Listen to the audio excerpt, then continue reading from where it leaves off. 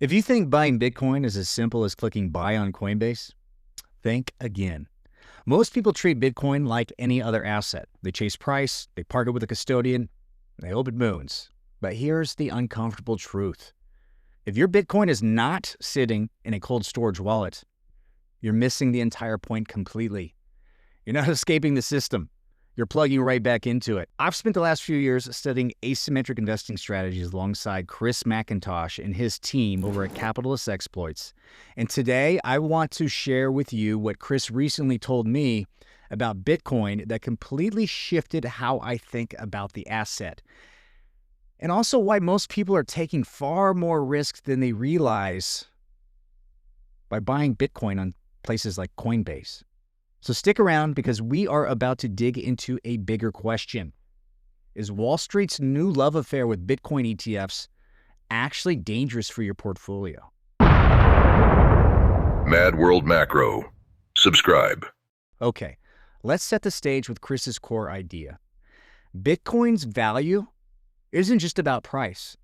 It's about control. You see, most investors think the magic is in Bitcoin's upside. It's all about price action to most people. But Chris flips that thinking on its head.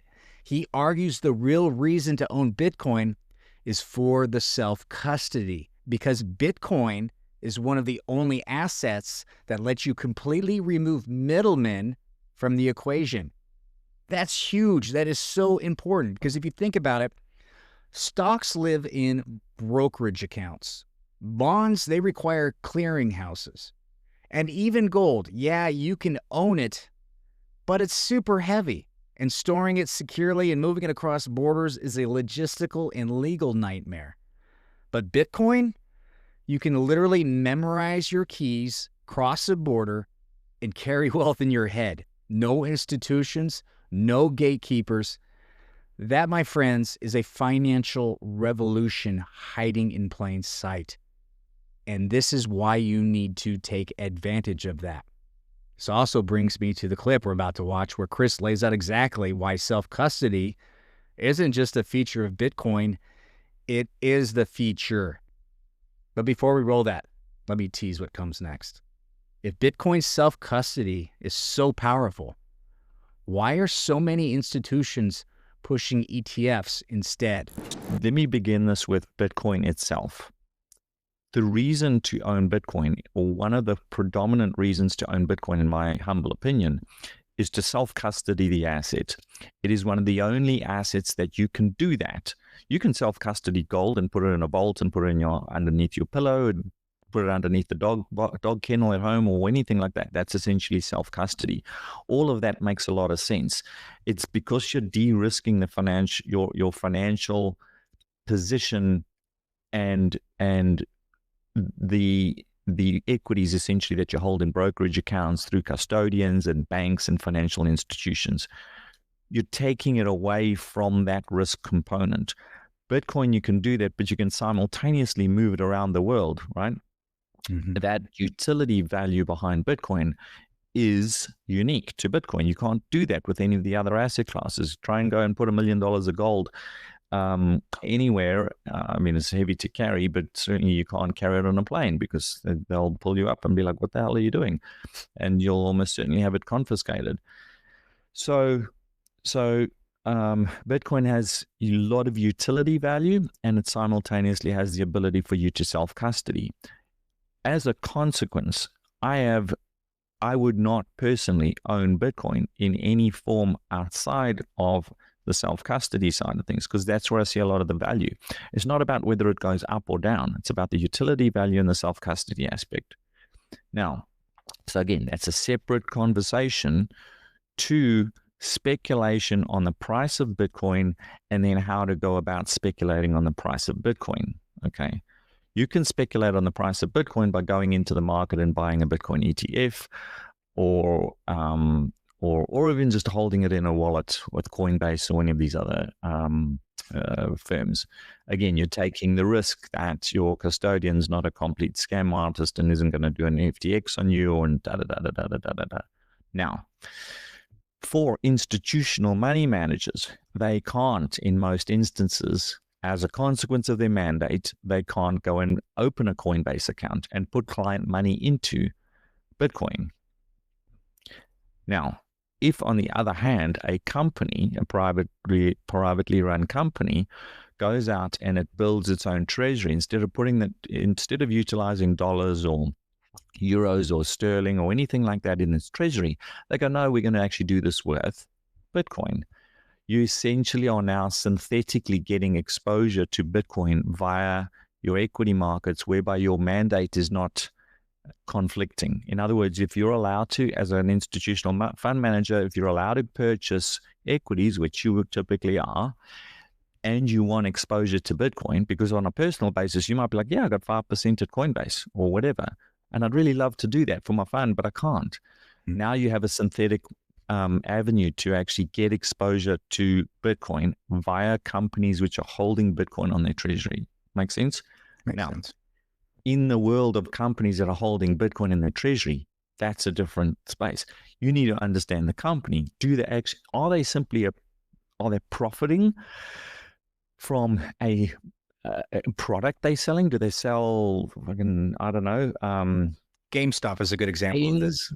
Or watches or something, and they're profitable, and now they're putting their capital into Bitcoin. That's one thing. That's separate to a company which is positioning itself as a proxy to Bitcoin, but they're actually not profitable. They don't fucking do anything. Right. All they're actually acting as is a synthetic conduit for institutional money to come into Bitcoin. That worries me because it's not a business. It's a speculation. Fine if you want to trade it, but think about this.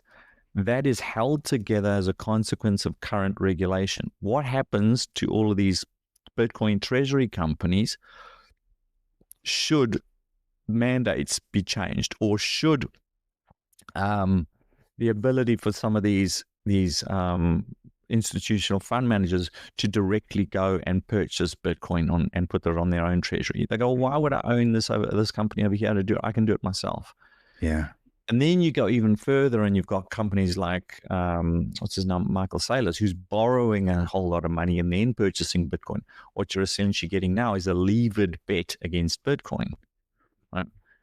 All of these are completely different to having Bitcoin on a private wallet, your keys, where you own the keys and all. That's right. So that's a very long-winded way of saying, of just understanding what these things are, right? When you hear, oh, you got a Bitcoin treasury company, a lot of naive retail investors going, oh, that gets me exposure to Bitcoin. Yeah. It does, but it's not the same thing.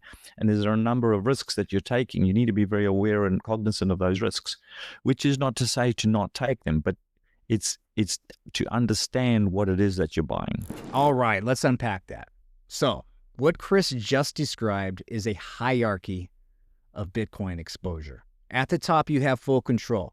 Bitcoin in your own private wallet, no middlemen. It's sitting at home in your vault, in your safe, wherever it is. It's with your physical gold. Nobody's coming to get that, right? Nobody even needs to know about it, right? That is a possibility. The middle tier is kind of like pseudo ownership, and this is where a lot of people are. They buy their coins on places like Coinbase or through Swan, which is great, but or they get exposure through their ETFs, through ETFs in a 401k or something, right? But the problem with this section is that this tier exposes you to counterparty risk, right? You have to deal with middlemen, and some middlemen are just not very good, right? Think about the FTXs of the world and the Celsiuses of the world, right? Like, things go wrong all the time, and it's unfortunate, but sad truth is when you're playing this game, when you're playing high finance, there are a lot of con artists, there are a lot of gamblers, there are a lot of just bad people in this environment. So you have to be careful of that. That's why the whole park it on Coinbase isn't a very good idea, because hacks happen, a lot of things happen. It's just not good. And then at the bottom you have synthetic exposure. This is even the worst one. This is owning stocks in companies that hold Bitcoin on their balance sheets. Sometimes they use leverage. Sometimes they're not even real businesses. They're like scammy shell companies of, I don't know. I think about GameStop and I'm like, Yeah. These are companies with like a desperate attempt to circumvent some of these, some of these passive mandates by throwing some Bitcoin on their balance sheet, hoping that they're going to get some institutional exposure all of a sudden. All right. It's a scam, right? It's a scheme. And if you think about it, right, this last category, it's the most dangerous of them all. And, because mandates will shift, regulations will tighten. These Bitcoin proxy companies, they're going to disappear the moment things are not going in their direction. And you don't want to be a part of that. It's not fun. I got caught up in the whole Celsius thing, lost a lot of money, learned my lesson the hard way. It'll never happen again. And I think the big kicker here is that most retail investors, they don't even realize they're taking this risk. They think Bitcoin exposure is all the same. If I buy it on Coinbase, if I hold it in a cold storage wallet, if I buy GameStop because they put some Bitcoin on their balance sheet, I own Bitcoin, and that's just not the case. You're missing the point completely. If you're managing your money, if you're building wealth, or simply trying to navigate this volatile macro environment, understanding the whole self-custody thing is the most critical part when it comes to Bitcoin. Bottom line is we're in a world addicted to passive risk. It's crazy. We just can't stop buying the Mag 7. It's nuts. How high is it going to go? I don't know, but it's going to blow up at some point. You don't want to be a part of that, right? Get into asymmetric investing. It's doing the exact opposite of what everybody else is doing. Sure, it looks good right now in 2025, 2024 when things are going up, but this is a bubble, and bubbles pop. And this one's not an exception. This time isn't different. Believe me. It might not happen as fast as you hope, but it's definitely not different. So owning the asset, not the derivative, is incredibly important. Understanding the risk is incredibly important. It's more important than the reward, believe it or not. And that's what Chris MacIntosh and the team over at Capitalist Exploits are doing every day. They're finding overlooked, misunderstood, deep value, asymmetric opportunities, and they're doing it long before the crowd catches on, and they get positioned, and then they wait. It's a very simple strategy. Works damn well. If you want to stay ahead of this game, I highly, highly, highly recommend subscribing to the Capitalist Exploits Substack. It's free.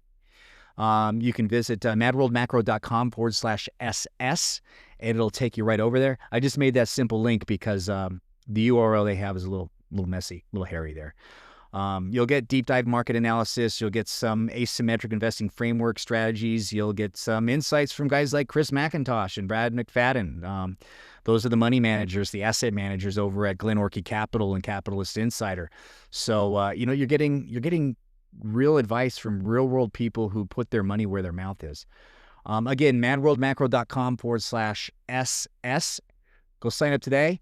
Again, it's free. You can subscribe to the newsletter over there if you would like for like $20 or $40 a month, something like that. And then if you want to go swim with the big fish, go sign up for their insider program. This is where all the model portfolios and the Q&As and the educational series, all that stuff is all wrapped up. It's very comprehensive, and it really teaches you how to become a very well-rounded asymmetric investing portfolio manager. So if you're into self-managing your own money, you need to know this business, and this is a good place to do it. It's definitely where you want to be. Because when the rest of the market, they're just all chasing narratives and the Mag 7s and NVIDIAs, you're going to be positioning for the next capital flow rotation. You'll be armed with strategy. And I think that's more important for somebody who takes and wants to focus on protecting their wealth, not only growing it, but really protecting it. We're not gambling in the stock market here. We are asset managers, and we take this job very, very seriously. And I can't think of a better way to manage assets than to position size, to diversify, to get into well-built companies that are positioned in a way that when capital flows start to rotate into their sectors, they're going to knock it out of the park. It's tried and true. You can look through history. You can see these cycle rotations happening all the time. You want to be on the next wave, and I definitely feel being a part of the Substack community over there, the Capitalist Exploits Substack community, is your taste. It's your sample. Get an idea of what this world is about. Anyway, thanks for watching. I'll see you on the next one. Don't forget to like, comment, subscribe, all that stuff, and we'll see you later. And have a good rest of your day. Bye.